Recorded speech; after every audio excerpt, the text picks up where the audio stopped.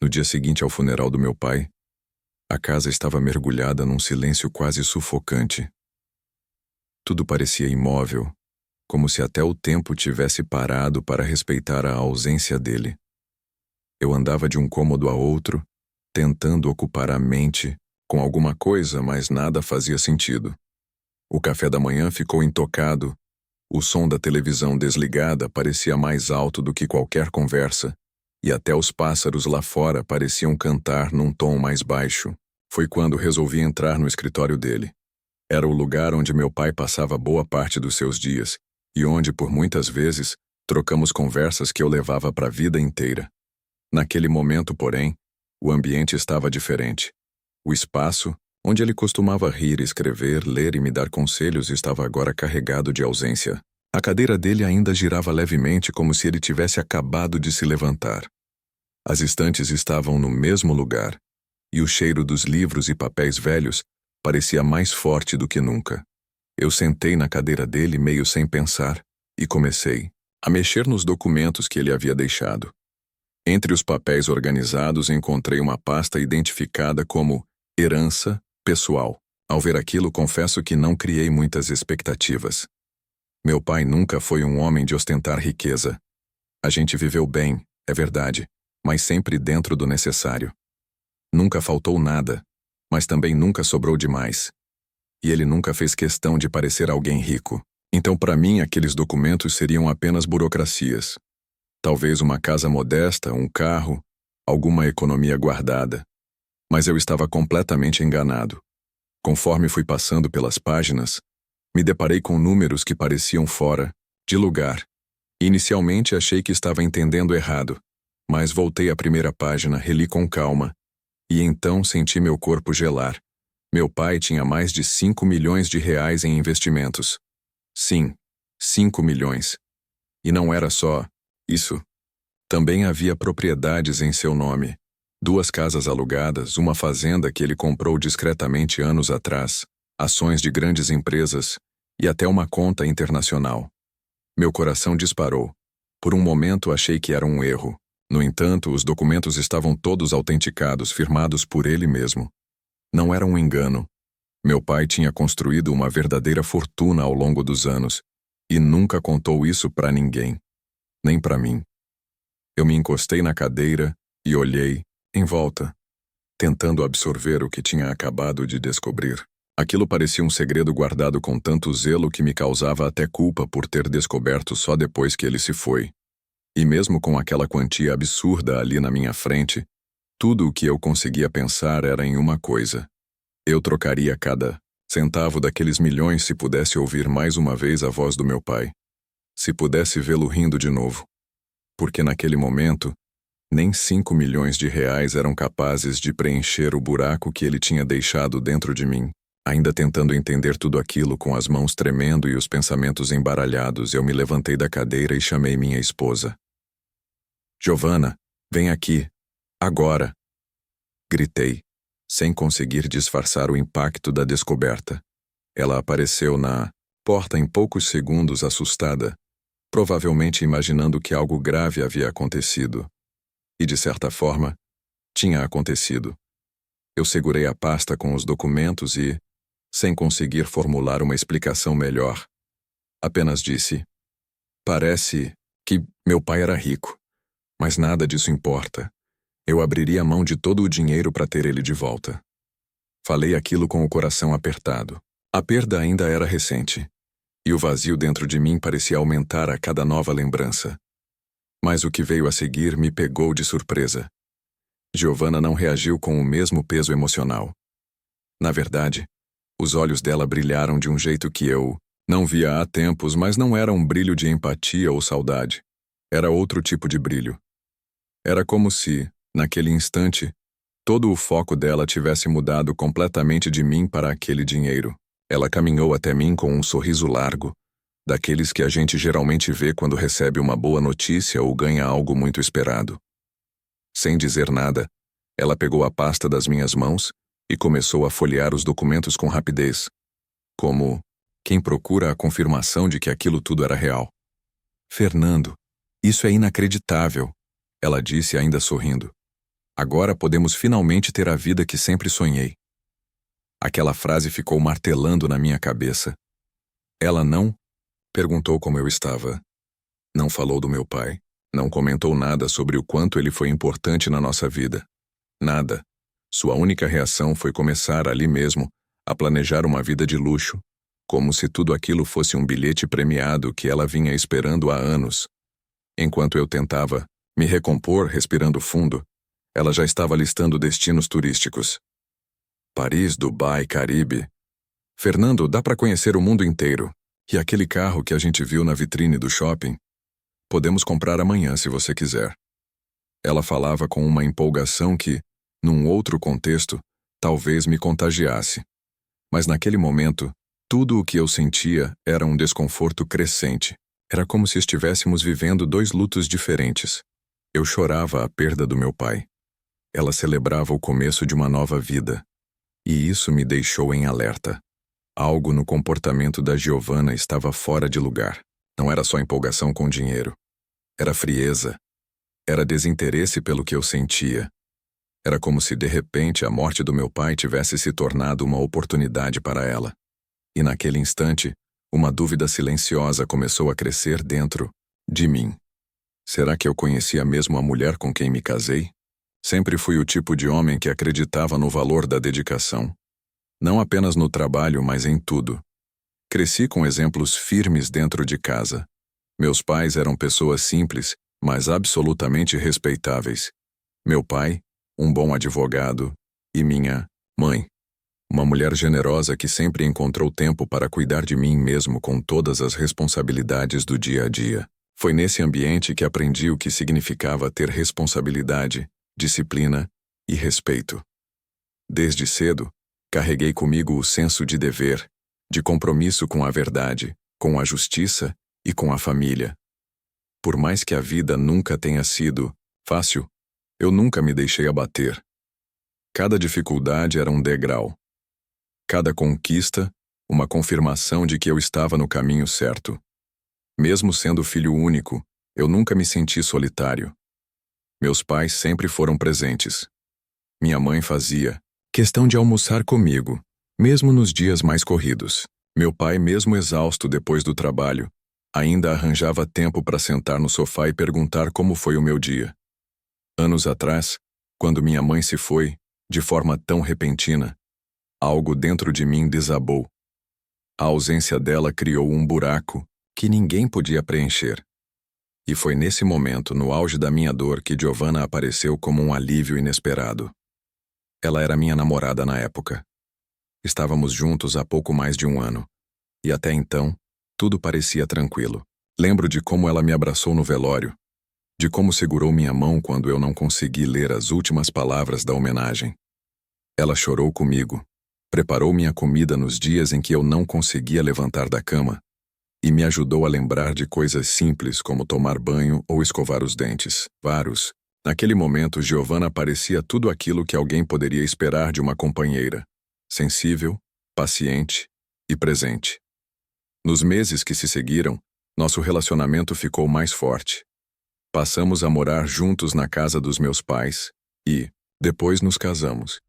Mesmo com nossos temperamentos diferentes, sempre tentei acreditar que isso era parte do equilíbrio, que de algum modo nossas diferenças nos completavam.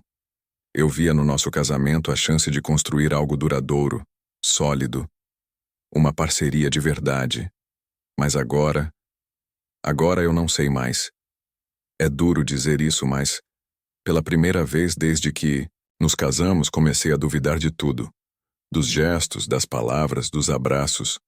Comecei a me perguntar se, no fundo, eu não estava sozinho desde o começo. E apenas não queria enxergar isso.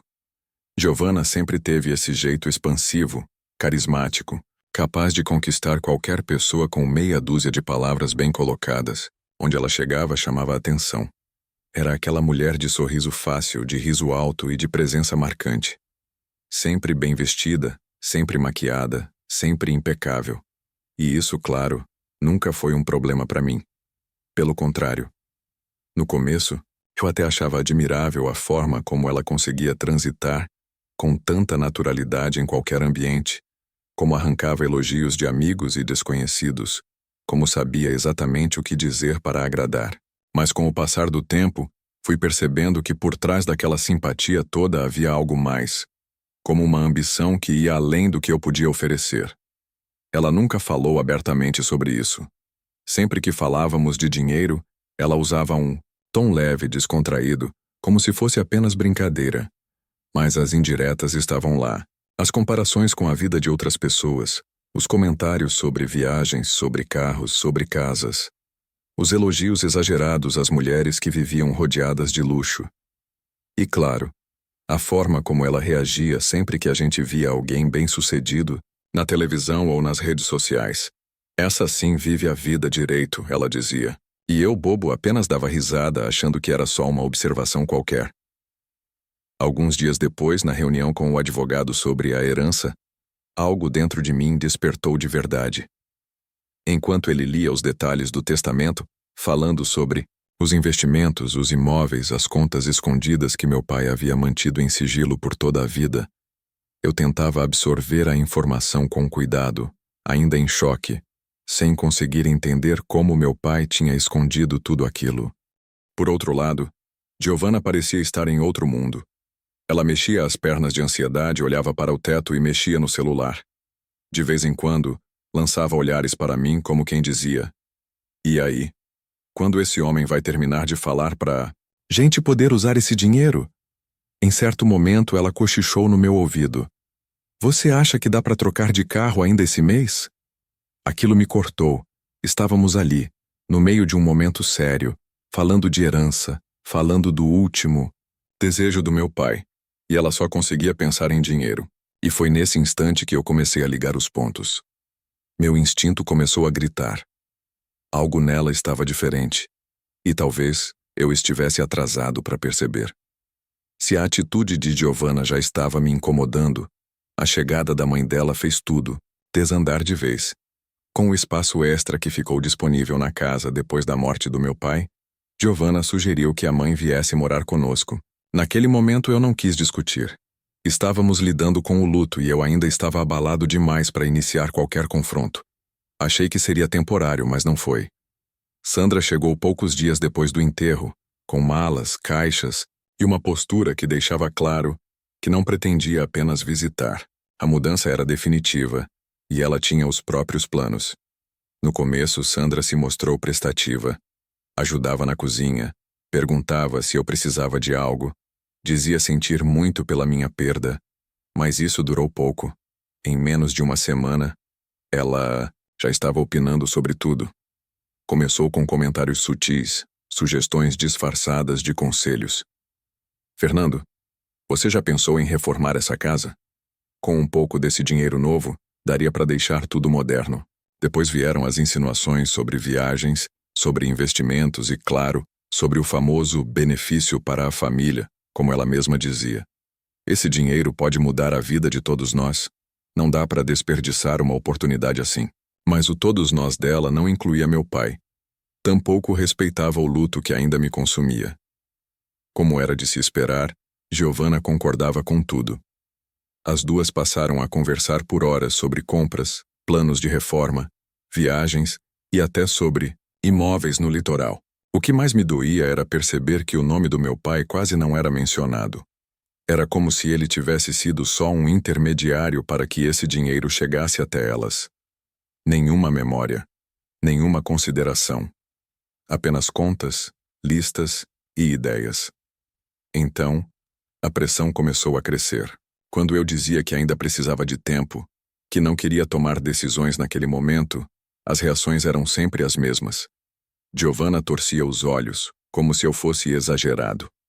Sua mãe, então, soltava aquele tipo de frase que parece inocente, mas vem cheia de julgamento. "Claro, Fernando, eu entendo. Cada um lida com a perda de um jeito, mas, sinceramente, a vida continua, não é?" Eu me sentia encurralado dentro da minha própria casa. Não havia mais espaço para meu luto nem mais respeito pela minha dor. O pior de tudo é que quanto mais os dias passavam, mais eu tinha a sensação de que Giovanna e sua mãe já haviam se apropriado da herança como se fosse delas, e tudo aquilo fosse um prêmio que estavam esperando há muito tempo. O desconforto crescia a cada conversa, a cada comentário e a cada risada entre as duas. E eu, cada vez mais calado, começava a entender que algo muito maior estava em jogo, algo que ia além do dinheiro. Era sobre valores e sobre quem, de fato, eu tinha deixado entrar na minha vida. A presença da mãe de Giovanna só parecia alimentar ainda mais o entusiasmo da minha esposa com a ideia de gastar o dinheiro. O ambiente da casa, que já não era mais o mesmo desde a partida do meu pai, passou a se tornar insuportável. A tensão era palpável, mesmo nas conversas mais simples. Ainda tentando lidar com o luto, eu me via cercado por sorrisos e planos que não faziam nenhum sentido naquele momento. Numa tarde qualquer, sentados à mesa tomando café, Giovanna se virou para mim com um brilho nos olhos que não via há tempos, mas não era um brilho por mim.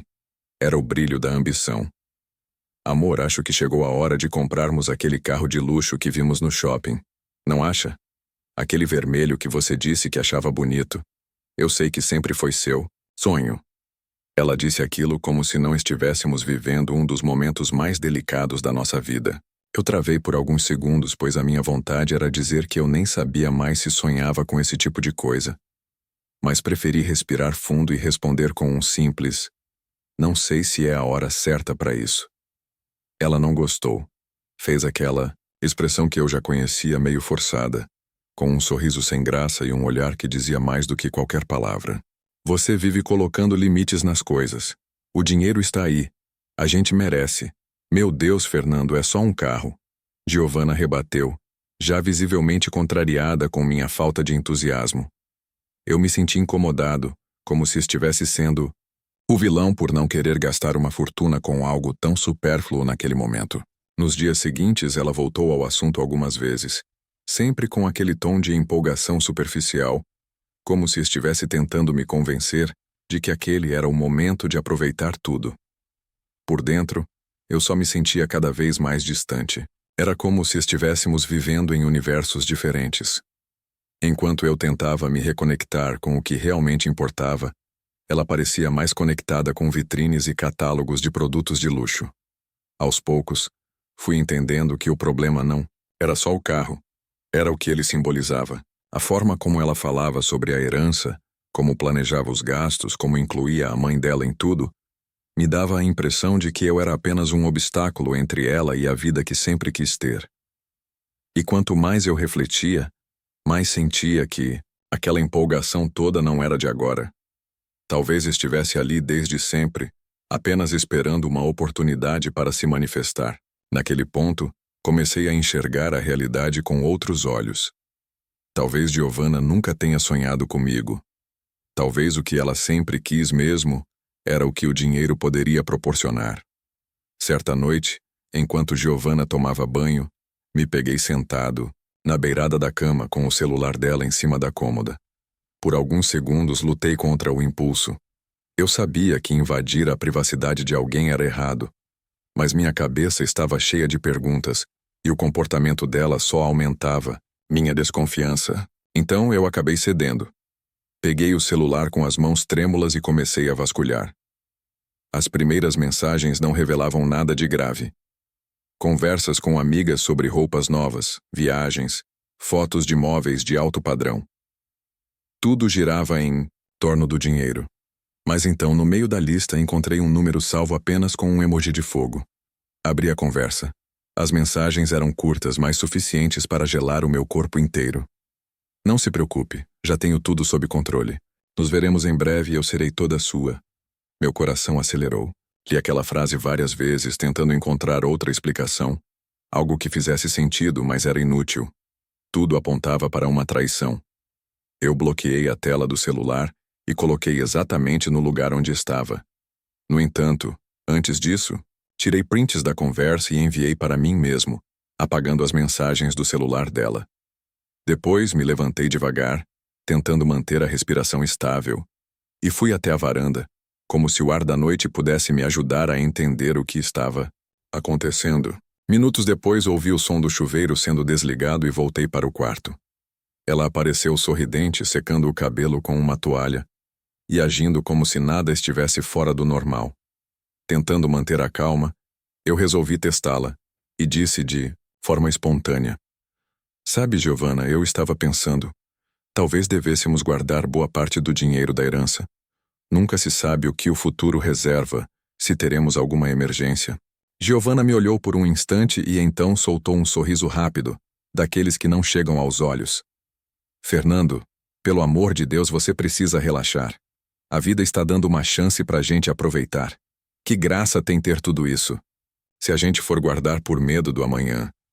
Eu só a observei. A forma como ela falava parecia extremamente distante do que sempre defendemos como casal. E mais uma vez, como se fosse um hábito, ela soltou uma risada curta e debochada. Você é tão econômico que até parece que tá com medo de ficar pobre. Relaxe, amor, você tem uma fortuna agora. Mas o que ela não sabia é que o que me preocupava não era o dinheiro. Era a sensação de que, a cada sorriso forçado, ela estava revelando um pouco mais de quem realmente era. E por dentro, algo me dizia que aquela conversa no celular escondia verdades que iriam muito além do que eu estava pronto para ouvir. Na noite seguinte, mesmo sem clima para comemorações, Giovanna insistiu para que fôssemos jantar em um dos restaurantes mais caros da cidade. Não bastava ser um bom lugar, pois ela queria o mais sofisticado. E, claro, fez questão de levar a mãe junto. Eu hesitei. Disse que ainda estava digerindo tudo que precisava de tempo para processar a perda do meu pai. Mas ela sorriu, me abraçou por trás e falou ao pé do ouvido: Vai fazer bem para você sair um pouco, amor. Precisamos celebrar esse novo começo. Contra meu instinto aceitei, talvez por cansaço ou por medo do conflito que viria se eu dissesse não. O restaurante era exatamente o que eu imaginava. Luz baixa, garçons excessivamente formais e taças que custavam mais do que um dia inteiro de trabalho de muita gente. Assim que nos sentamos, Giovanna já escolheu o vinho mais caro. E sua mãe, sem nem disfarçar, começou a comentar alto sobre os pratos como se estivesse num desfile. Eu, calado, observava tudo em silêncio. Não demorou para a conversa seguir o rumo que eu mais temia. Giovanna, sorrindo, começou a listar mais uma vez o que faria com o dinheiro da herança. Bolsas importadas, uma reforma completa na casa, uma viagem pelo mundo. E o pior, falava como se tudo já estivesse feito, como se cada centavo da herança fosse exclusivamente dela. Podemos finalmente viver como merecemos, mãe. Já pensou? Nada de economias, nada de limitações. A vida perfeita que sempre sonhamos está ao nosso alcance agora. A cada frase, eu me sentia menor na cadeira. Até que, entre um gole de vinho e outro, ela olhou para mim e soltou: E o melhor de tudo é que agora eu não preciso mais trabalhar. Posso finalmente viver sem aquela rotina estressante. Acordar cedo, só se eu quiser. E então deu uma risadinha leve, como se fosse a coisa mais natural do mundo. Eu travei. Engoli seco e fingi um sorriso. Mas por dentro, meu estômago se contorcia.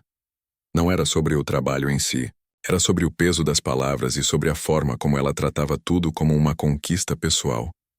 Ignorando completamente que aquele dinheiro vinha da morte do meu pai, que ainda doía em mim a cada segundo do dia.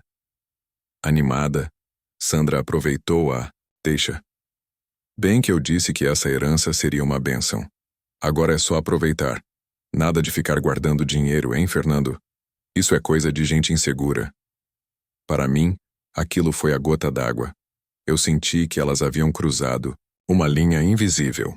As duas não estavam apenas pensando em gastar, mas vivendo como se meu pai nunca tivesse existido e sua memória fosse apenas um cheque em branco a ser preenchido. Naquele momento, eu soube com toda certeza. Algo estava muito errado. Depois, que voltamos do restaurante, Giovanna ainda estava empolgada. No caminho para casa, ela ainda falava sobre as possibilidades de viagens, experiências de luxo e festas para os amigos. No banco de trás, a mãe dela concordava com tudo.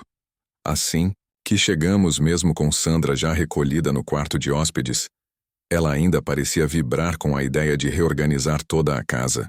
Podemos trocar os móveis, pintar a fachada, contratar um arquiteto. Ah, e finalmente aquela jacuzzi que eu sempre quis, lembra? Eu não respondia.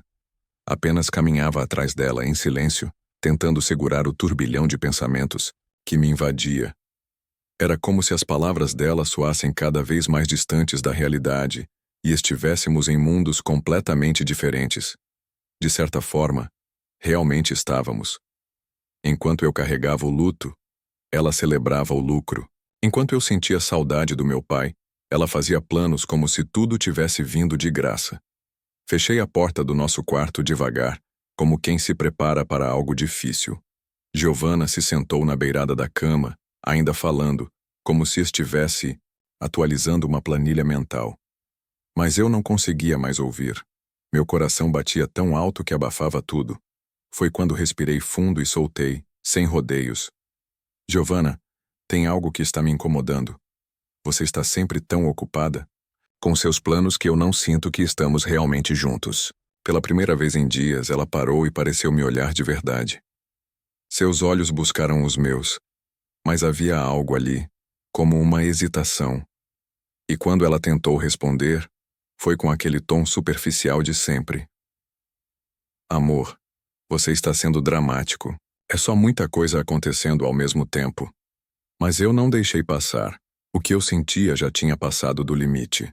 Cruzei os braços e falei o que realmente estava entalado na garganta. Como se chama seu amante, Giovanna? A pergunta cortou o ar como uma lâmina. O silêncio que veio depois foi ensurdecedor. O sorriso no rosto dela se desfez imediatamente e ela congelou. Seus olhos desviaram dos meus como se procurassem alguma rota de fuga pela janela ou pelas paredes, mas não havia escapatória. O que você quer dizer com isso? Ela disse, tentando manter uma postura calma, mas eu percebi o tremor leve nos seus dedos e a forma como ela pressionava os lábios, como se segurasse algo que estava prestes a desabar. Era a reação de quem foi pega de surpresa, mas não por uma acusação injusta, e sim por uma verdade que ela achava que ainda estava bem escondida. Eu falei que está acontecendo muita coisa ao mesmo tempo, meu bem. Você está procurando problema onde não existe. Ela ainda tentou me convencer de que eu estava imaginando coisas. No entanto, naquele momento, Giovanna não era mais uma incógnita para mim. Era a confirmação viva de tudo o que meu coração já sabia, mas minha mente teimava em negar. Eu não queria prolongar aquele teatro, pois já tinha visto o suficiente. Então, com a mesma calma que havia perdido nos últimos dias, peguei meu celular, abri a galeria de capturas de tela e mostrei as mensagens que havia encontrado no celular dela. Não eram longas, mas diziam mais do que qualquer explicação poderia justificar. Não se preocupe, já tenho tudo sob controle. Nos veremos em breve e eu serei toda sua. A tela brilhava no quarto escuro, iluminando o rosto de Giovanna, que ficou pálida de repente. O silêncio foi imediato e pesado, como se todas as palavras tivessem evaporado do ar. Ela apenas olhava fixamente para a tela, sem saber para onde correr com os olhos. Eu não sei o que você está falando, ela disse por fim com um sorriso forçado. Mesmo assim, sua máscara havia caído. Eu a conhecia o suficiente para saber quando Giovanna estava tentando ganhar tempo, e, dessa vez, ela não conseguiu esconder. Os olhos que antes me encaravam com segurança, agora evitavam contato. A voz, antes firme e confiante, tremia. Era a mesma mulher que tinha respostas para tudo, menos para a verdade. Eu me mantive calmo, embora por dentro tudo estivesse desmoronando. Não precisa mentir para mim, Giovanna. Eu não sou cego, vi as mensagens e sei que tem alguém em sua vida. Sei que tem algo acontecendo entre você e aquele homem. E sabe o que mais me dói? Não é o dinheiro, não são os planos, nem a frieza com que você lidou com a morte do meu pai. É a desonestidade. É olhar para você todos os dias e perceber que mesmo dormindo na mesma cama, eu estive sozinho esse tempo todo. Giovanna tentou falar, mas as palavras simplesmente não saíam. Ela abria a boca, como se buscasse no ar uma desculpa que nunca foi pensada. Por um momento, Giovanna apenas abaixou a cabeça como se quisesse desaparecer. De imediato, algo mudou dentro de mim. Foi como se todo o encanto, toda a ilusão e toda a esperança de que aquilo pudesse ser apenas uma fase tivesse se partido. Naquele instante eu soube. A confiança havia sido quebrada e eu não poderia fingir que aquilo não aconteceu. Nem eu, nem ela. E por mais que ainda doesse, doía mais continuar fingindo que estávamos do mesmo lado. Giovanna sabia que eu tinha razão.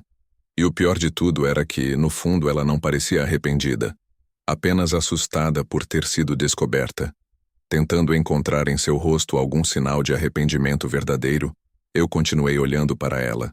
Mas tudo o que vi foi desespero, não pela dor que me causou, não pelo que destruiu entre nós, mas era o pânico de quem percebia que estava prestes a perder aquilo que mais importava para ela, o dinheiro.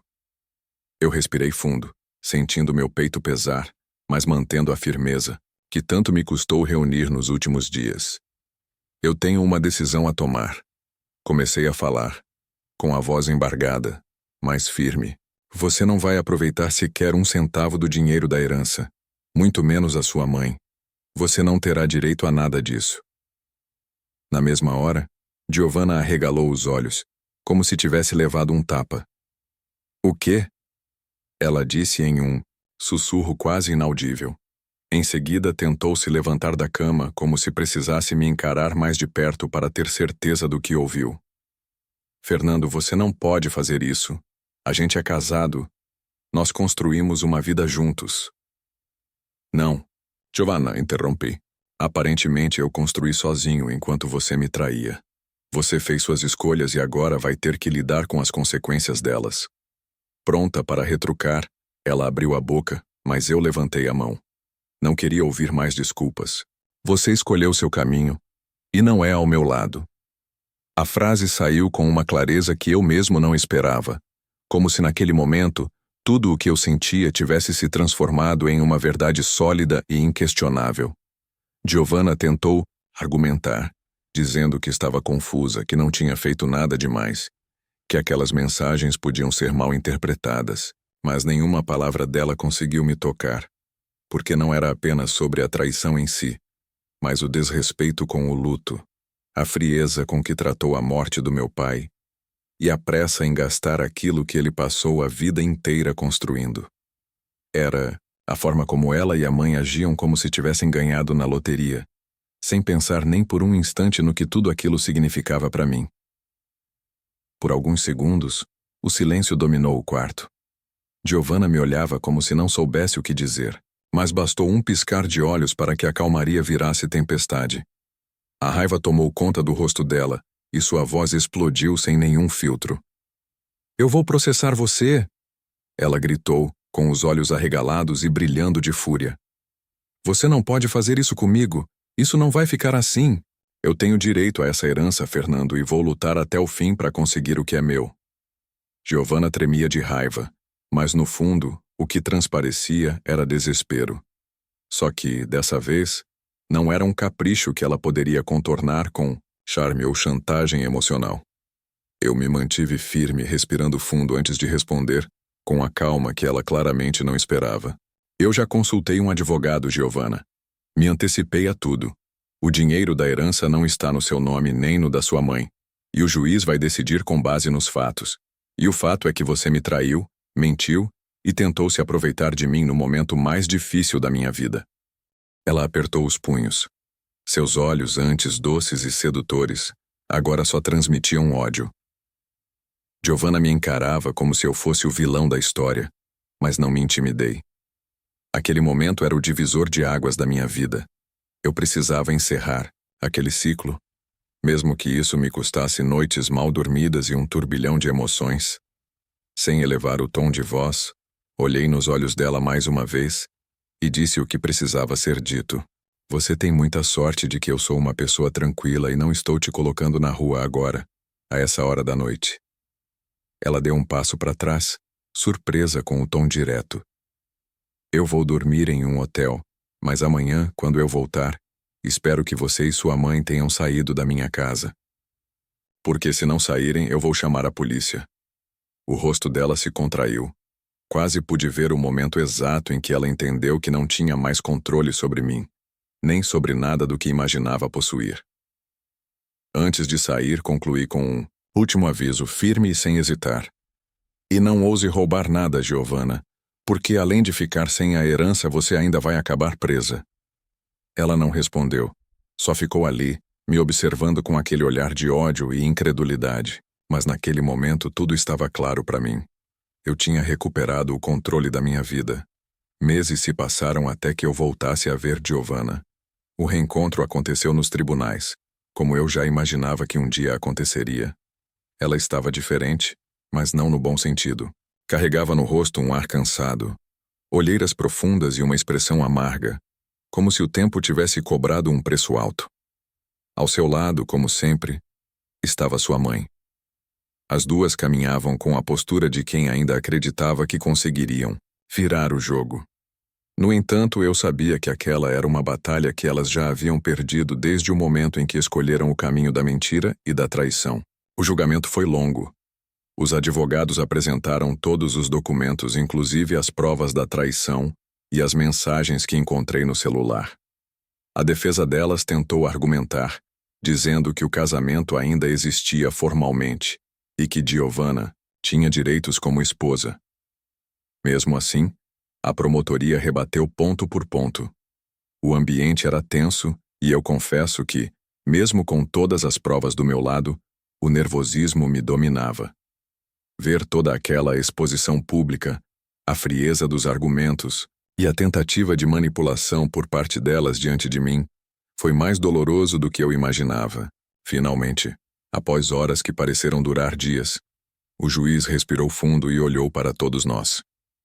Dado que Giovanna cometeu traição durante o casamento, ela não tem direito à herança de seu marido.